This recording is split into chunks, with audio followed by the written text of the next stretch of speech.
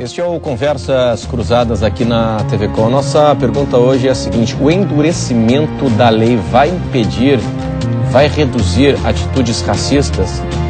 Esse é o nosso assunto, essa é a nossa pergunta. Vamos ver o que está chegando aqui do pessoal de casa, no telão. Vamos ver o que está chegando aqui. Pode ser agora ou daqui a pouco? Ah, ok, vai pro telão, tá aqui, ó. O Antônio Barbosa no Twitter diz assim, ó: endurecimento de leis no Brasil não reduzem crimes ou atitudes. Redução é possível com o cumprimento integral das penas impostas. Aquela história, né? A gente precisa... É a certeza da punição, ele não o fala, tamanho. Ele fala uma outra coisa que existe. Que, por exemplo, o sujeito foi condenado a 10 anos de prisão. Sim, mas é que tem uma progressão de regime. Com 1/6 da pena cumprida, ele pode progredir do regime fechado para o semiaberto. E as pessoas olham isso com apavor e tal, né? Mas está equivocado, eu insisto. E olha só, Marcelo, volta aquele ponto da pena de morte, porque a pena de morte em alguns países, em alguns estados, ela é cumprida, né? Tem pessoas que morrem, né? E isso não serve de exemplo para as pessoas serem pessoas melhores. Serve de notícia de que se ela cometer aquele crime, ela vai presa e corre aquele risco, né? Vai até aquela sentença.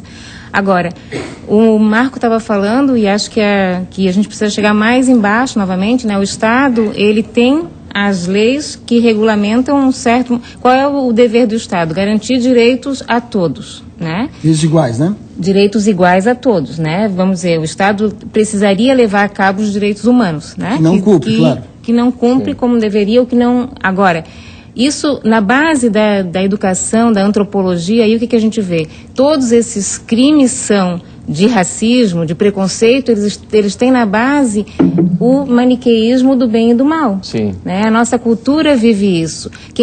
Todo mundo quer ver o que é mal lá na prisão, né? Considerando que quem é bom está aqui fora, né? Como o nazismo considerou um bom e um mal. Então, enquanto a nossa evolução humana se mover em termos de maniqueísmo, que foi uma produção filosófica já ultrapassada em termos de mentalidade, mas ainda praticada, a gente vai continuar tendo pessoas cometendo preconceito, embora haja legislação, inclusive dura. De que forma o preconceito se manifesta na nossa sociedade, no teu entendimento?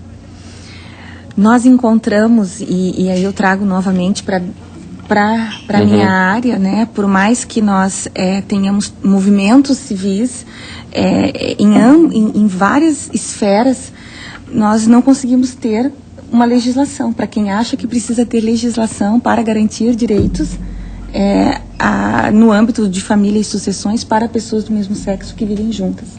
Então, dizer de certa maneira que nós não temos um preconceito, até mesmo muitas vezes propagado pelo próprio Estado, é de se questionar.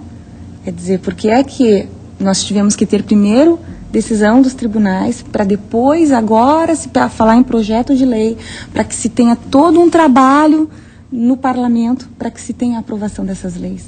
Porque, na verdade, na política jurídica, onde se discutem as leis, as pessoas não são neutras, né? Existe toda uma carga emocional de preconceito, daqueles conceitos que nós temos anteriormente, que vêm sendo trazidos e que acabam desaguando na política jurídica e fazem com que a gente muitas vezes não tenha a produção da legislação esperada para o tema, que é o caso da união entre pessoas do mesmo sexo, por exemplo. Bom, nós estamos falando aqui muito na questão racial e no preconceito contra homossexuais e tal.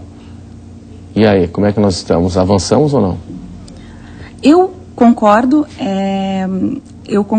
com a opinião do colega, no sentido de que o caráter pedagógico da legislação, ele existe. É interessante notar que num contexto brasileiro do que nós vivemos, a legislação trazendo aí um endurecimento para as questões ligadas ao racismo, ela tende sim querendo ou não, a forçar um comportamento. Muda comportamento? Neste caso? Ele vai mudar. Ele vai mudar. Por quê? Porque eu dou um exemplo e comentava aqui no intervalo com um colega. Eu digo no âmbito, por exemplo, das questões familiares e do abandono afetivo. Quer dizer, pode um pai ser condenado por dano moral porque abandonou o filho? que é uma questão agora no direito de família que o Supremo Tribunal Federal agora condenou, que era uma discussão. Eu fui consultada no meu escritório por 3 homens que viram a decisão, ouviram, para questionar se eles poderiam ou não, em força daquele contexto, serem acionados, quer dizer, eles estavam preocupados. Então, que existe um caráter pedagógico nas decisões, ele existe. Existe. Essa é a intenção. A educação é o foco, sim. Mas o caráter pedagógico da legislação, ele tem que existir num país como o nosso.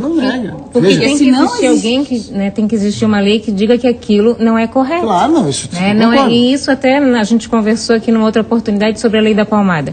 É importante que alguém diga, que a legislação diga que ensinar na base do espancamento é incorreto. Né? É importante que a lei diga que o preconceito é incorreto, que discriminar um homossexual é incorreto. E que a punição se porventura houver esse tipo de atitude. Por isso que eu acho que ele é pedagógico. Isso é a legislação. Perfeito. Esse caráter ela tem, e se não tiver uma legislação dizendo isso... Vira uma guerra civil. Claro, não, só me permite dizer que assim, que o enfoque assim, o aumento da penalidade para isso que existe é um avanço, essa é a questão. Aí não é um avanço, né? É uma tentativa de diminuir isso, mas não é um avanço. A pena já existe, né? O crime já existe, é só condenar e a pessoa cumprir, que era a pergunta do sujeito na televisão, porque não se cumpre tudo, né? Dá para ir evoluindo e tem que ser, porque aí vem outra questão. As pessoas precisam entender que os presos cumprem pena e voltam para a sociedade. Sim. Aí a gente tem que perguntar, enquanto cidadão, você que está me ouvindo em casa, pense nisso, você paga o tributo para o Estado prender aquele cidadão, mas aquele cidadão depois ele vai voltar para a sociedade. Vai voltar pior. Você tem o direito de saber se ele volta melhor ou se ele volta pior. Pois é, mas hoje parece... Se ele voltar pior, para que você está pagando tributo? Por que você está pagando tributo? Para tirar o sujeito, que normalmente é pobre, de uma situação já vilipendiada e coloca noutra, porque geralmente o grande cliente do sistema penitenciário é o pobre, a gente sabe disso, é a pessoa menos favorecida financeiramente e culturalmente, evidente, cultura e finanças estão interligadas. É essa pessoa que o Estado nunca chegou para dar água, para dar luz, para dar o lazer, para dar escola, para dar o posto de saúde, enfim, para as garantias básicas, nunca fez. Agora, quando aquele sujeito errou, aí ele foi lá e pegou o cara. Pegou o sujeito e prendeu. Olha, a sociedade, olha, eu também já olhei dessa maneira, que bom, tirou um marginal, né? Sim. Sempre foi marginal. Pensamento mágico esse, e botou lá, exato. Aí veio o que? Aí achou que acabou, botou lá e acabou, foi pro inferno. Não, claro. Ele vai voltar. E aí você tem que saber, só um pouquinho, se esse dinheiro que você pagou de tributo, esse sujeito vai voltar melhor ou pior. Se voltar pior, você e nós todos estamos pagando um tributo mal pago. Mas até a questão... Essa é a questão. E tem que se lembrar, isso é muito importante. Lembrar disso é interessantíssimo, importantíssimo. Mas e essa questão do crime, né? A pessoa vai presa, o preconceito chega até aí, quer dizer, a pessoa vai presa, ela cumpre uma pena e ela volta. Como é que a sociedade vê a pessoa que volta? Já outro aspecto, o criminoso, né? A pessoa que cumpriu pena é vista como que eterno criminoso. Ela não, além de não ter ela tem a discriminação. Reeducação, além de não ter a reeducação dentro da penitenciária, que a gente sabe que não acontece, que deveria acontecer, mas não acontece. Ainda quando ele volta para a sociedade, nem todo ele volta pior, cometendo crimes à torto e à direito. Voltam pais de família que querem se recuperar também para estabelecer a vida. E conseguem, se eles vão pedir para fazer um trabalho de servente de pedreiro, mas não, esse aí ele é ex-presidiário. Exato. Né? Então, o preconceito ele está indo aí por todos os lados. Olha, isso aqui, na verdade, é tema para um programa só, Renato. Como é que o detento sai da prisão? Isso é um tema só para um programa. Sabe que ontem a gente estava discutindo... Porque ninguém pensa nisso. É fundamental. Ontem a gente discutiu isso, né? Ontem foi o Dia Internacional dos Direitos Humanos. E a gente estava discutindo esse assunto aqui, né? Nós temos hoje uma população carcerária em torno de 16, 17 mil presos, 5 mil trabalham. Imagina como é que essa turma... Fica o dia inteiro pensando bobagem. Os outros que não trabalham. E já aqueles que trabalham, tem um negócio muito sério aí, né?